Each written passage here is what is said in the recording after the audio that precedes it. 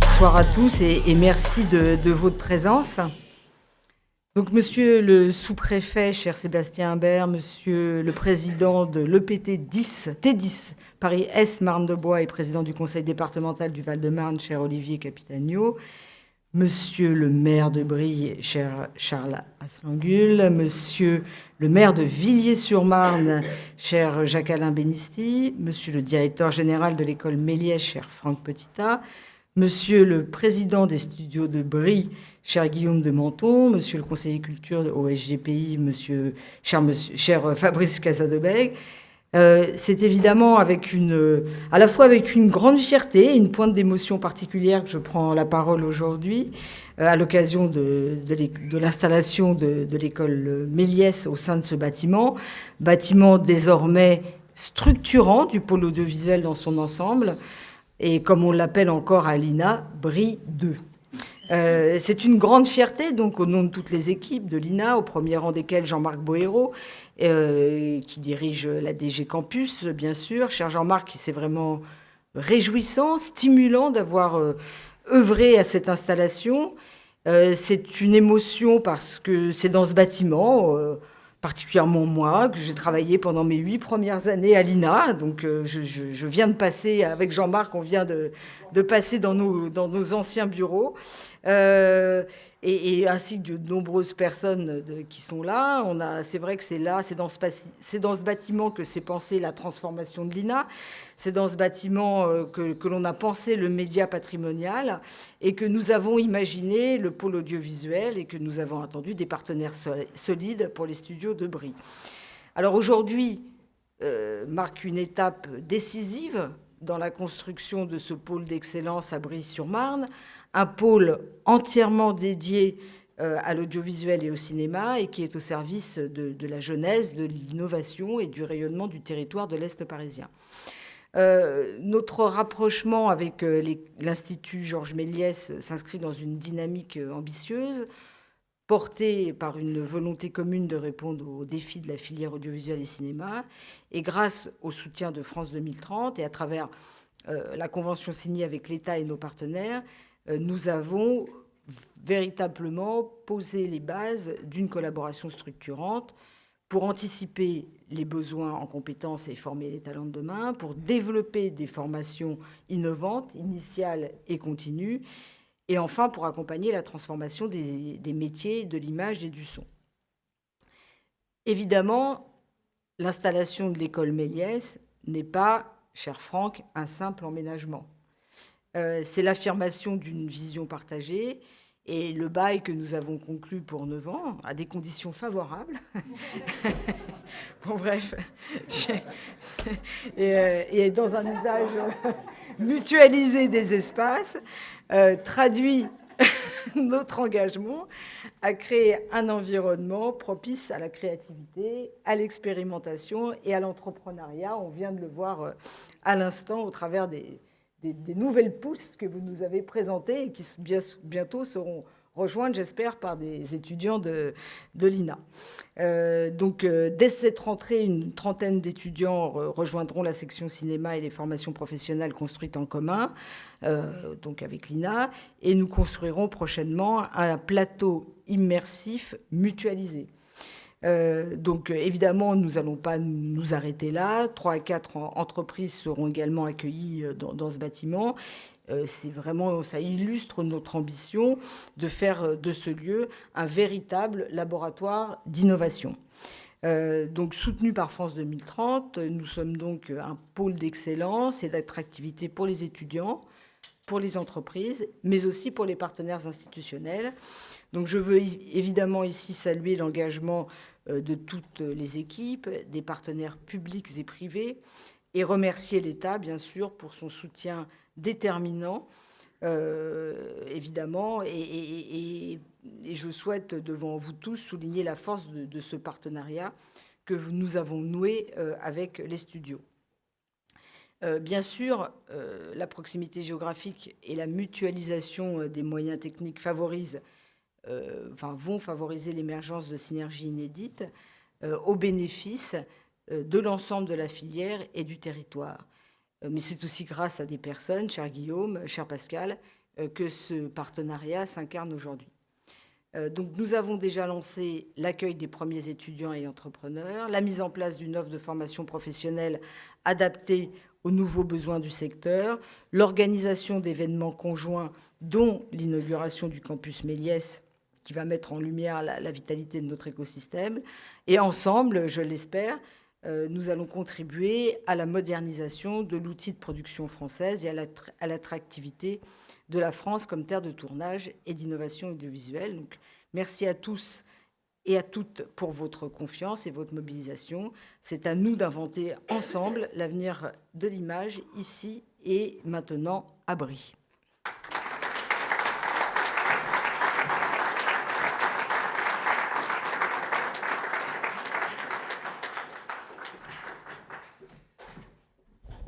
Bonjour mesdames et messieurs, monsieur le sous-préfet, je ne me pas tromper dans l'ordre, chère présidente de l'INA, messieurs les maires, cher Charles Aslangulle, cher Jacques Anabenisti, cher Franck Pétida, monsieur le secrétaire général, mesdames et messieurs et chers amis, je voudrais vous dire aujourd'hui, j'écoutais madame la présidente à l'instant et je me remémorais de notre visite dans les locaux.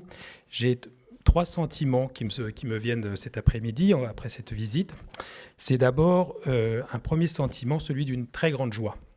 Très grande joie parce que depuis de longues années maintenant, de la part de la volonté d'un certain nombre d'acteurs, dont évidemment l'État, mais également des collectivités locales, il y a l'espoir de créer ici, à Brie, sur les anciens studios qui ont été menacés. On ne l'oublie pas, et je n'oublie pas le rôle qui a été celui des professionnels, notamment des ateliers, des décorateurs, notamment des menuisiers, etc., qui se sont mobilisés les premiers pour sauver ces studios et qui ont été les fers de lance de cette sauvegarde. Mais les collectivités locales, singulièrement les villes, mon cher Jacques Alain et mon cher Charles, et le territoire Paris-Est, Marne-et-Moi, que j'ai l'honneur de présider, se sont mobilisés activement pour éviter que les terrains aujourd'hui sur lesquels aujourd'hui sont étendus les studios ne deviennent une zone de logement.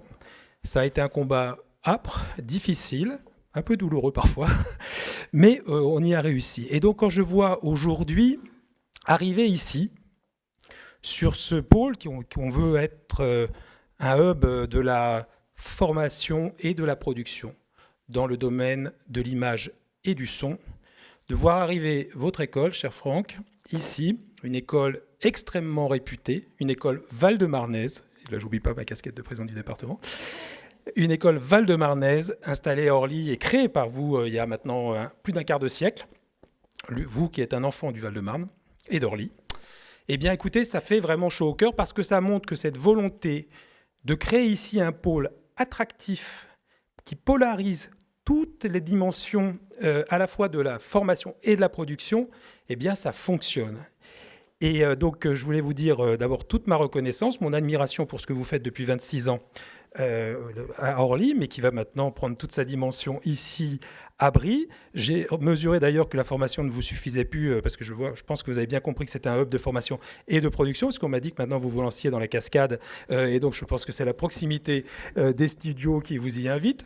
Mais non, plus sérieusement, je crois qu'on peut vous dire vraiment que votre école en art appliqué, dans la dimension également de l'image animée, des technologies numériques et sont reconnus, et donc on est très heureux de voir que vous venez rejoindre ce pôle, ce qui vient le renforcer. Je voudrais dire aussi maintenant mon admiration parce que j'ai bien écouté ce que disaient les étudiants, enfin les étudiants, pas que les étudiants d'ailleurs, les anciens étudiants, et je dois dire que ça donne une image, il y avait des ondes très positives, parce qu'on voyait leur envie de créer, leur goût pour cela, leur capacité, leur savoir-faire, mais aussi pour développer une activité, et parce que c'est bien d'avoir cet esprit créatif, mais encore faut-il le transformer. On est dans un monde où malheureusement, c'est bien l'esprit de l'industrie culturelle qui se crée ici, à la fois l'esprit créatif et la production. Et donc, j'ai été très admiratif d'écouter pendant cette petite demi-heure où on a rencontré les étudiants, d'une part, mais aussi vos anciens étudiants qui créent aujourd'hui dans ces startups. Je suis assez admiratif. Et puis, le troisième mot que je voudrais vous dire, c'est ma reconnaissance, une reconnaissance collective.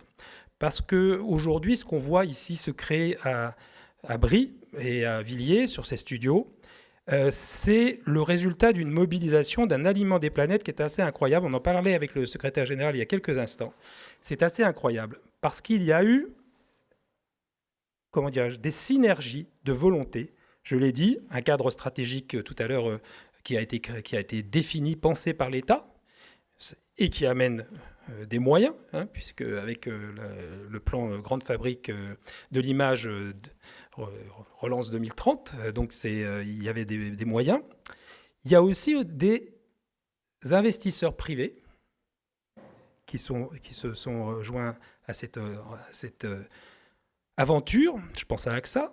Il y a eu des entrepreneurs, et je tiens à saluer particulièrement Guillaume de Menton, parce que sans des personnes qui veulent prendre des risques, tout ça n'existe pas. Et je crois que c'est assez admirable d'avoir l'expertise, l'envie, le courage, parce qu'il faut aussi avoir un certain courage, c'est moins qu'on puisse dire. La capacité d'une institution telle que l'INA de se lancer dans cette aventure d'un pôle complet, à la fois de modernisation complète pour créer une institution relativement ancienne, mais aujourd'hui totalement contemporaine après sa transformation que vous évoquiez, Madame la Présidente, et aussi de formation avec INA Campus. La volonté de maires et d'élus locaux qui s'engagent pleinement, celle de formateurs et de créateurs et de jeunes qui veulent se lancer. Il y a ici donc une synergie de volonté publique, de volonté privée, de volonté d'acteurs culturels qui est assez admirable et qui donne beaucoup d'espoir, singulièrement dans une période où on a tendance un peu à désespérer de ce qu'on peut vivre au quotidien. Eh bien, aujourd'hui, je sens vraiment une énergie extrêmement positive et on peut vraiment, aujourd'hui, quand on voit ce qui se crée, de voir maintenant se déployer le chantier des studios qu'on attendait, qu'on avait envie de voir et qui s'accélère désormais avec le doublement des studios pour en faire vraiment un pôle qui soit à la hauteur de nos concurrents européens. Eh bien, écoutez, croyez-moi, aujourd'hui, c'est une très, très belle journée et je pense que nous pouvons tous collectivement être fiers, humblement, mais fiers quand même de ce qui se passe ici. Cela donne vraiment envie, espoir et on peut se dire que demain, on peut être assuré qu'il y aura un bel avenir, tant pour les studios, tant pour l'INA, pour ce pôle de formation, que pour les jeunes créateurs qu'on a vus et qui donnent vraiment une belle image à la fois de notre jeunesse et qui ont bien raison d'avoir choisi le secteur de l'image et de l'exception culturelle qui contribue largement, ça a d'ailleurs été évoqué par certains d'entre vous, à l'image de la France dans le monde et à son rayonnement. Bravo à toutes et à tous.